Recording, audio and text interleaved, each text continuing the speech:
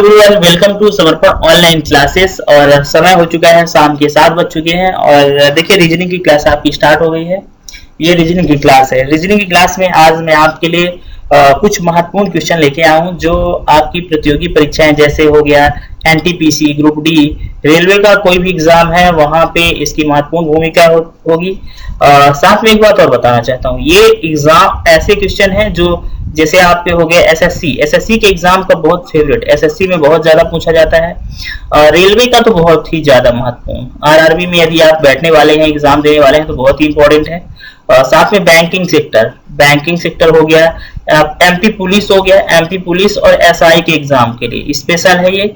इस तरह के नॉन वर्बल रीजनिंग से क्वेश्चन आते हैं। तो आइए हम स्टार्ट करते हैं आज के महत्वपूर्ण टॉपिक को, नॉन वर्बल रीजनिंग के कुछ इंपॉर्टेंट क्वेश्चन।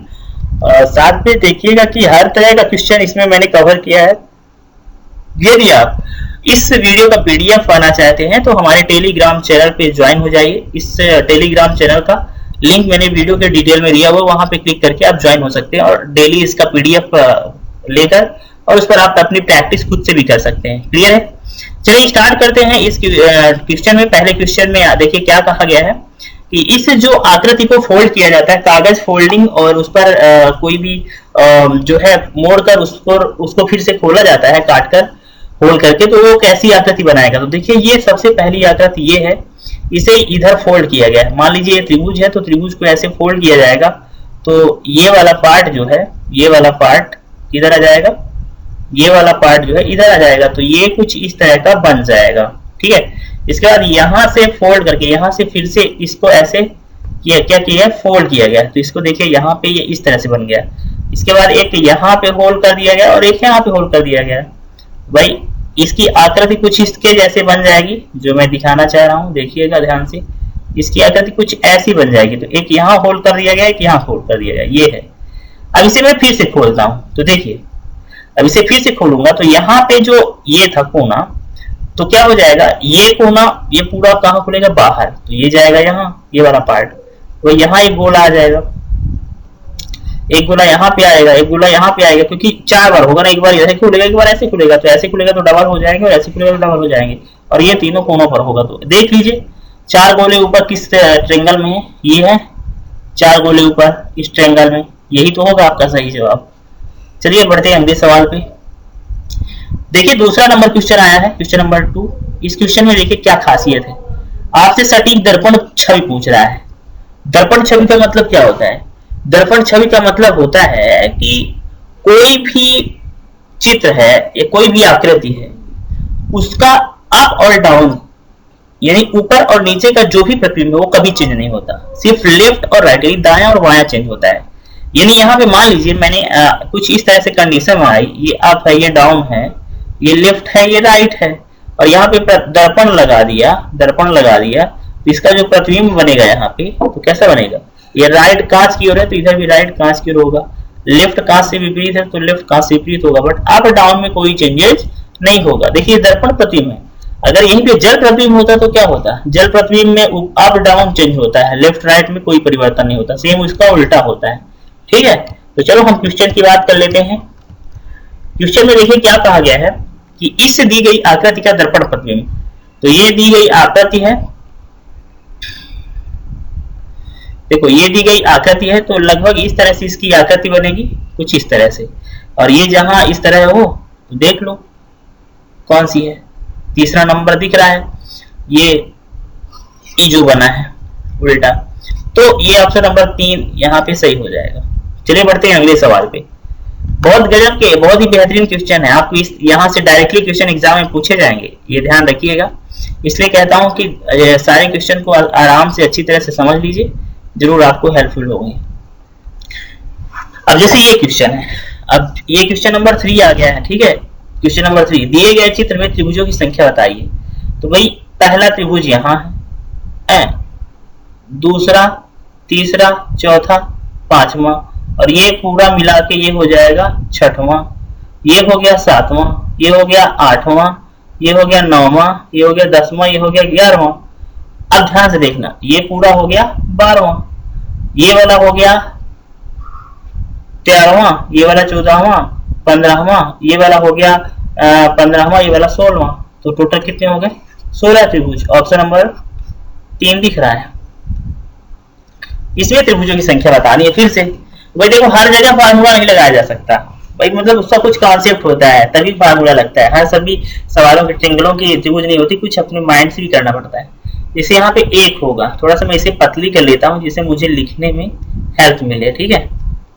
इसे मैं कोई भी अक्षर आसानी से लिख सकूँ। यहाँ देखो मैंने 1 लिख दिया, ठीक है।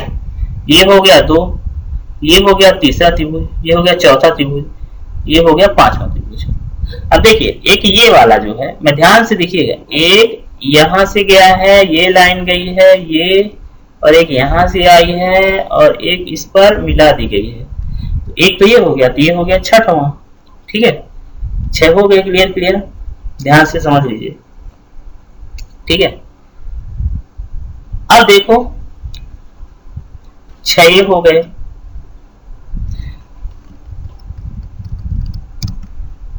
1 2 3 4 5 और ये हो गया 6। क्लियर है।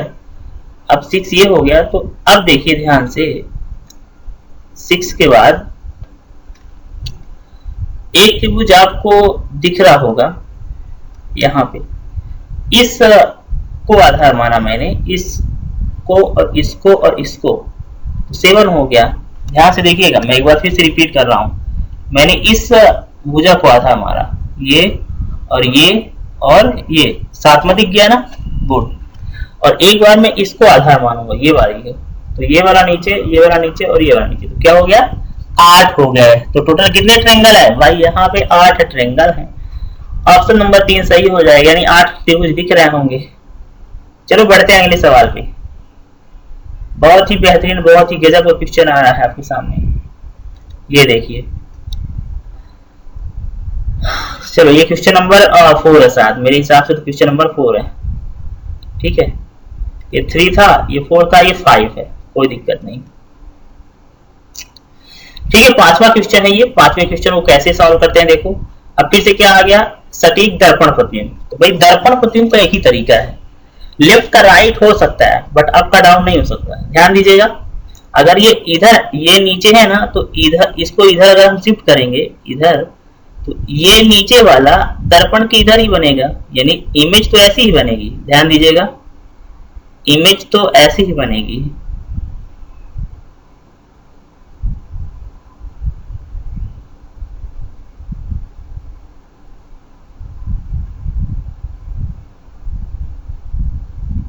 इमेज तो ऐसे ही बनेगी, सारी कोई दिक्कत नहीं है।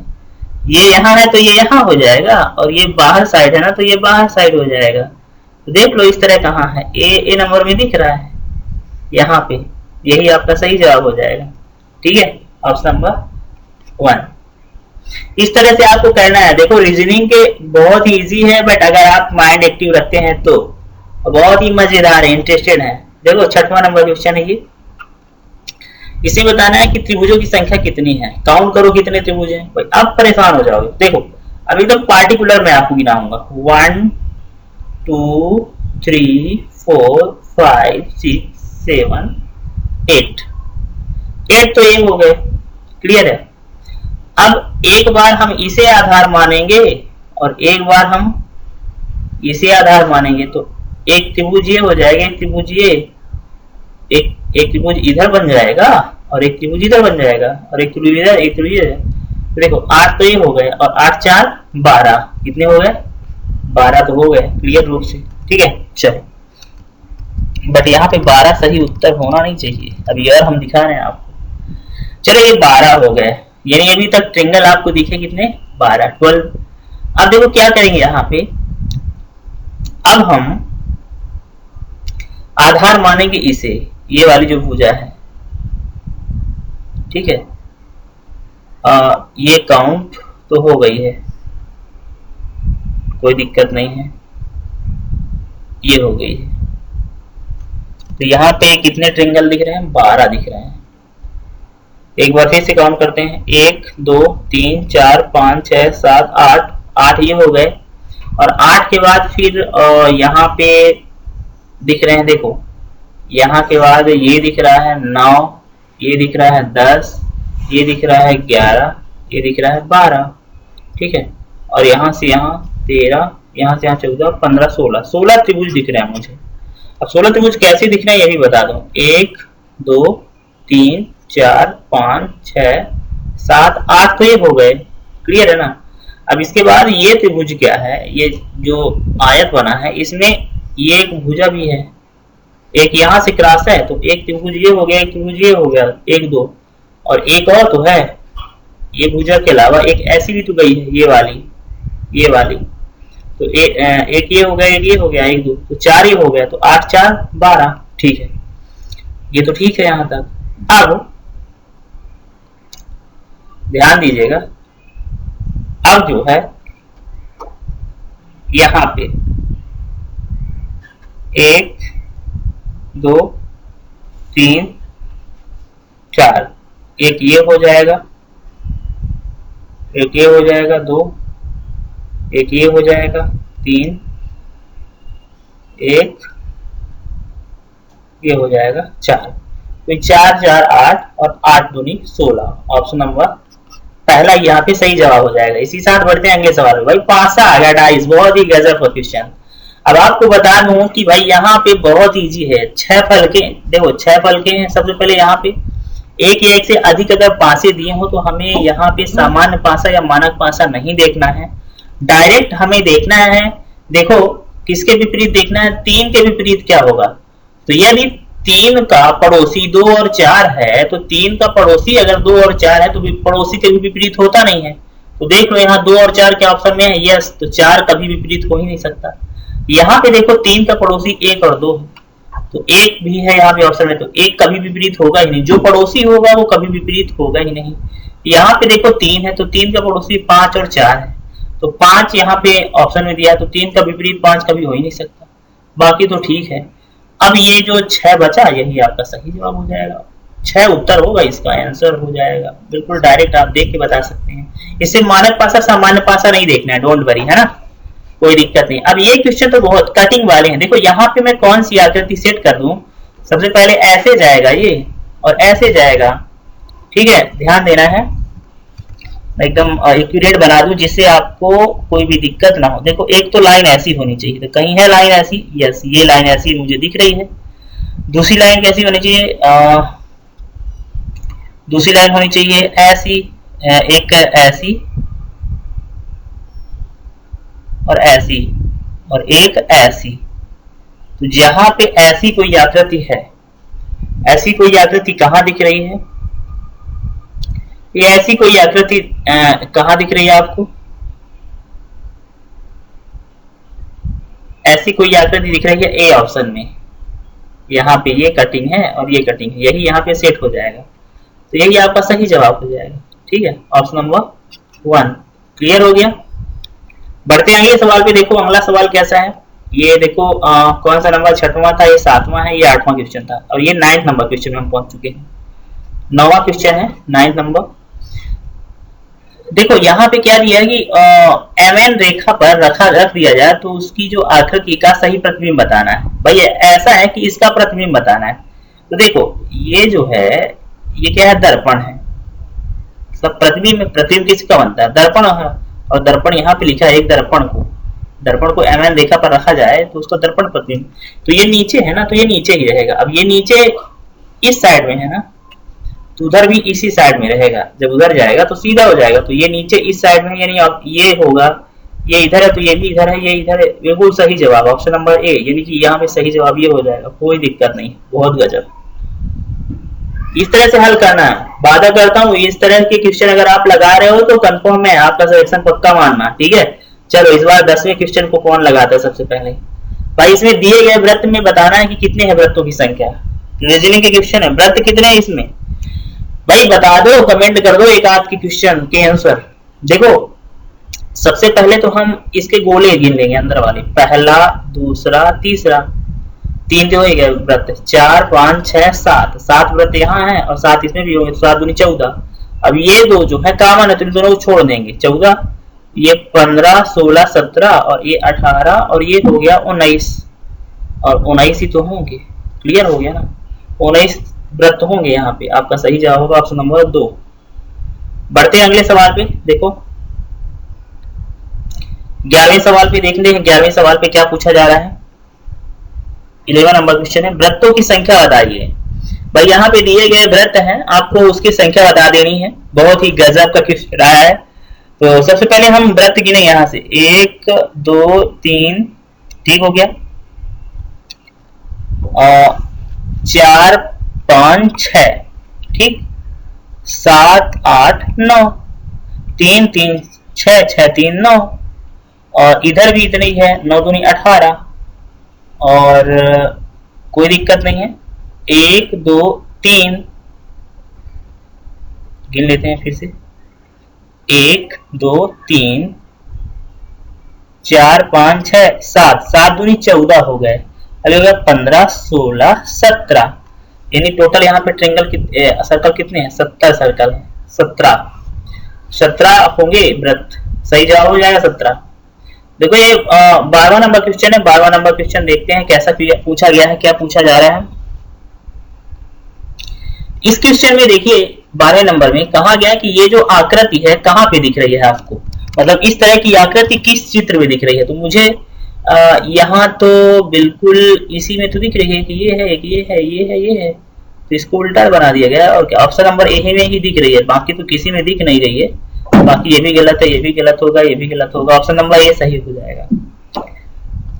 इस तरह से रहे ये आपके लास्ट क्वेश्चन की मैं बात कर रहा हूँ, ये अंतिम क्वेश्चन है और इसका सही जवाब देखिए कितना फास्ट देते हैं। 13 नंबर क्वेश्चन है, बहुत ही फास्ट कर सकते हो। देखो ये W और एक डंडी कहाँ बनी है, देखो W यहाँ पे देख सकते हैं, ये W और एक नीचे डंडी इसमें है, इसमें समावेश है, डी ऑप्शन में समावेशित है, ऑप्शन बचा। इस तरह से रहे आज के रीजनिंग के सवाल, और ये नॉन वर्बल रीजनिंग पढ़ रहे हो, ऐसे क्वेश्चन आपको कहीं नहीं मिलेंगे पूरे यूट्यूब में कहीं भी नहीं है, मात्र समर्पण ऑनलाइन क्लासेस के अलावा। आप सिर्फ इन्हीं क्वेश्चनों को नॉन वर्बल में अभी 50 क्वेश्चन और कराऊंगा, डोंट वरी, बट डेली देखना है प्रत्येक टाइप के क्वेश्चन में, डिफरेंट टाइप के क्वेश्चन कराऊंगा। वो क्वेश्चन कराऊंगा जो एग्जाम में सच में एग्जैक्ट आते हैं, वो बेफालतू चीजें और बेफालतू क्वेश्चन नहीं कराऊंगा जो जिनका कोई मतलब नहीं है। मैं वही चीजें कराऊंगा अपनी टेस्ट सीरीज, अपने क्वेश्चन, अपने जो भी विषय हैं जो कि एग्जाम में डायरेक्टली पूछे गए हैं। डोंट वरी, इस पे भरोसा करो और अपने दोस्तों के साथ शेयर करो और डेली पढ़ो, है ना। डोंट वरी, थोड़ा सा आलस आया होगा इतने दिनों के बाद, बट कोई दिक्कत नहीं, फिर से रिफ्रेश मारो, स्टार्ट हो जाओ।